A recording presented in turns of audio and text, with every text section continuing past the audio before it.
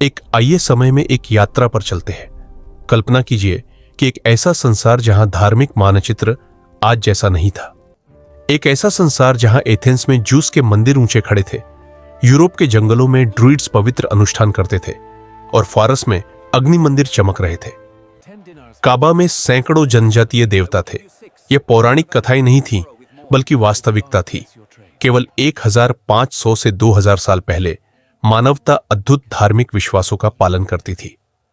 लेकिन ये धर्म केवल गायब नहीं हुए, इन्हें सक्रिय रूप से प्रतिस्थापित, दबाया और बदल दिया गया जब दो मिशनरी धर्म, ईसाई धर्म और इस्लाम आए।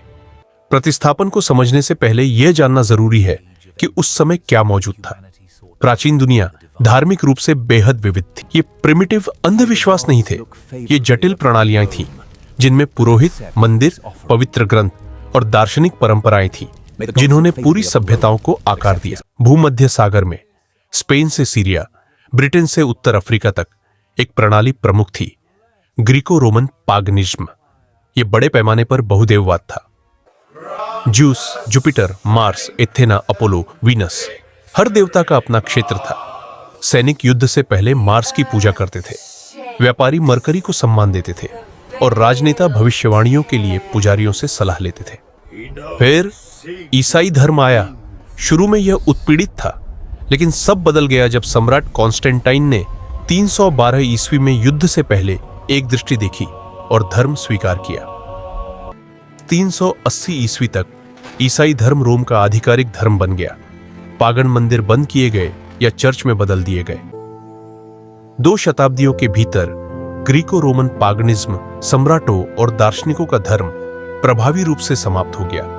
आज यह केवल खंडहर, ग्रंथ और आधुनिक पुनर्निर्माण आंदोलनों के माध्यम से जीवित है। आयरलैंड, स्कॉटलैंड, फ्रांस, जर्मनी और स्कैंडिनेविया में केल्टिक और जर्मनिक जनजातियां प्रकृति आधारित बहुदेववादी धर्म मानती थी। ईसाई धर्म का उत्तर में विस्तार सब बदल गया। सेंट पैट्रिक और सेंट बोनीफेस जैसे मिशनरी पुराने देवताओं की जगह लेने लगे। बोनीफेस ने प्रसिद्ध थोर की ऊख को काट दिया, पवित्र वन साफ किए गए, मूर्तियां नष्ट की गई। त्योहारों को या तो प्रतिबंधित कर दिया गया या समायोजित किया गया। यूल क्रिसमस बन गया, वसंत के उर्वरता उत्सव ईस्टर में बदल गए। राजा पहले धर्म परिवर्तन करते थे और उनके अनुयायी अक्सर मजबूरी में उनका अनुसरण करते थे। प्रारंभिक मध्य युग तक केल्टिक और जर्मनिक धर्म जीवित परंपराओं के रूप में समाप्त हो गए और केवल मिथक, लोक कथाएं और स्थान नामों में बचे। फारस में ज़ोरोएस्ट्रियन धर्म एक सहस्राब्दी से अधिक समय तक शासन कर रहा था। यह पहला एकेश्वरवादी धर्म था जो अहुरा माजदा, सत्य और व्यवस्था के सर्वोच्च देवता में विश्वास सिखाता था। यह अच्छाई और बुराई के बीच का ब्रह्मांडीय संघर्ष बताता था। स्वर्ग, नरक, न्याय, देवदूत और नैतिक जिम्मेदारी, ये विचार बाद के अब्राहमिक धर्मों को प्रभावित करते हैं। 7वीं सदी में इस्लामी विजय ने तुरंत धर्म परिवर्तन का दबाव नहीं डाला, लेकिन कर और सामाजिक प्रतिबंध लगाए।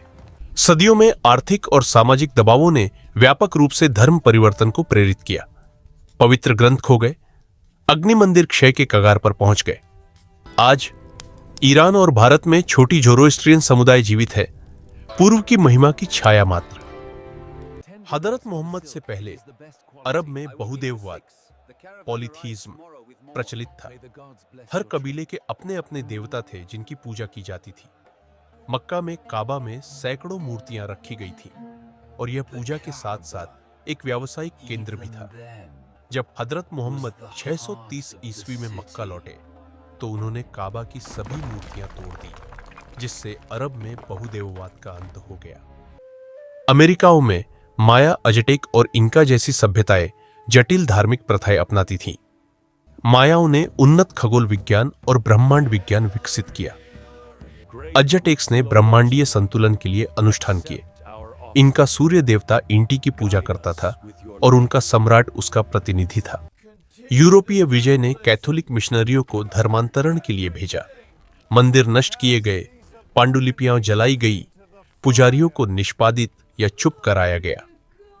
देशज बच्चों को ईसाई स्कूलों में भेजा गया, जहां उनकी मातृभाषा और प्रथाएं निषिद्ध थी। कुछ ही दशकों में सदियों पुरानी धार्मिक परंपराएं ध्वस्त हो गई। आज केवल कुछ अंश जीवित है, संक्रमित प्रथाएं और मौखिक परंपराएं, जो कभी जीवन धार्मिक दुनिया के प्रतिध्वनि है।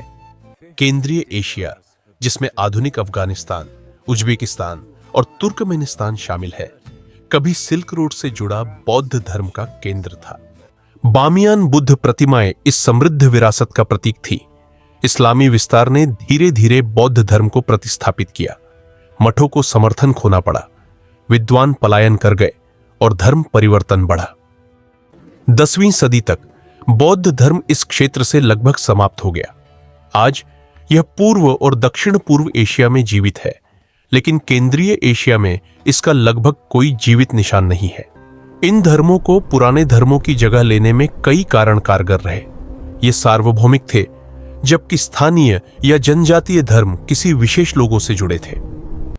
दोनों ने मिशनरी कर्तव्य पर जोर दिया और धर्मांतरण अक्सर सामाजिक, आर्थिक और राजनीतिक प्रोत्साहनों से जुड़ा था। दोनों ने पूर्ण निष्ठा की मांग की, जिससे पुराने धर्मों के साथ मिश्रण की कोई गुंजाइश नहीं बची। पारंपरिक स्थानीय धर्म इस शक्ति और संगठन के साथ मुकाबला नहीं कर सके। इन प्राचीन धर्मों का प्रतिस्थापन केवल विश्वास का मामला नहीं था। इसने जीवित परंपराओं, अनुष्ठानों, कला, संगीत, खगोल विज्ञान, चिकित्सा और दर्शन के ज्ञान को मिटा दिया। ईश्वर और नैतिकता की विविध अवधारणाएं समाप्त हो गई। सांस्कृतिक स्मृति और बहुलता घट गई। कुछ अंश बच गए, लेकिन जीवित और अविरत परंपराएं अधिकांशतः नष्ट हो गई। इस इतिहास को समझना ईसाई धर्म या इस्लाम को कमतर नहीं करता, बल्कि यह संदर्भ देता है, दिखाता है कि धर्म समय के साथ विकसित, प्रतिस्पर्धा और रूपांतरित होते हैं। आधुनिक धार्मिक मानचित्र अनिवार्य नहीं है। यह विजय, राजनीति, अर्थव्यवस्था और सांस्कृतिक बदलाव का परिणाम है। यह विचार करने का अवसर देता है, कौन से दृष्टिकोण, ज्ञान और प्रथाएं खो गई, और यदि ये प्राचीन धर्म जीवित रहते तो दुनिया कैसी होती। ईसाई धर्म और इस्लाम केवल फैल नहीं हुए, उन्होंने पूरे आध्यात्मिक पारिस्थितिकी तंत्र को बदल दिया। कुछ धर्म बलपूर्वक मिटाए गए, कुछ कर सामाजिक दबाव या सांस्कृतिक क्षरण के माध्यम से। इसे पहचानना निंदा नहीं, बल्कि ईमानदारी है। आज जो दुनिया हम देखते हैं, दो धर्मों का प्रभुत्व, यह गहरी ऐतिहासिक परिवर्तन का परिणाम है। धर्म कोई अचल सत्य नहीं है, यह मानव परंपरा है, शक्ति, संस्कृति और विकल्प से आकार लिया गया। और जब आप इसे समझते हैं, तो दुनिया का धार्मिक मानचित्र और अधिक गतिशील, जटिल और मानवतावादी बन जाता है।